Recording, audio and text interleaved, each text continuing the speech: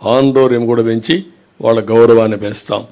కడాన జర్నలిస్టుకు కూడా నేను మొన్న అడిగాను. ఒకప్పుడు తెలుగుదేశంలో 2500 మందికి అక్రిడిషన్ ఉంటే ఇప్పుడు 1000 పడిపోయినాయి. ఒక సాక్షి, TV9 లేకపోతే NTV వీళ్ళకి మాత్రం ఉన్నాయి. అది ఈరోజు ఈ రాష్ట్రంలో పరిస్థితి. మీడియా పైన నియంత్రణ, మీడియా పైన దౌర్జన్యం. అందుకే పూర్వ వైభవం తీసుకొస్తాం, అందరికి అక్రిడిషన్ ఇస్తాం. ఉచిత నివాసం మీరు ఉండడానికి హౌస్ సైట్స్ లేకుండా చాలామంది అవస్థపడుతున్నారు. అవి పేపర్ మీదనే ఉన్నాయి. మీ విషయం కూడా మొట్టమొదటిసారి మా ఎలక్షన్ మేనిఫెస్టోలో పెడుతున్నాం. కాబట్టి ఇది కూడా మీకు శుభవార్త. ఇది కాకుండా న్యాయవాదుల కోసం కూడా ప్రభుత్వ స్టైఫండ్ కింద 10,000 రూపాయలు ఇస్తాం.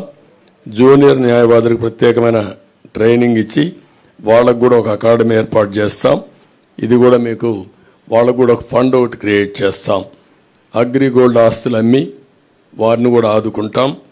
ఫైనల్గా గుడ్ గవర్నెన్స్, సమర్థవంతమైన పాలనతోనే ఇది సాధ్యం. ఈ గుడ్ గవర్నెన్స్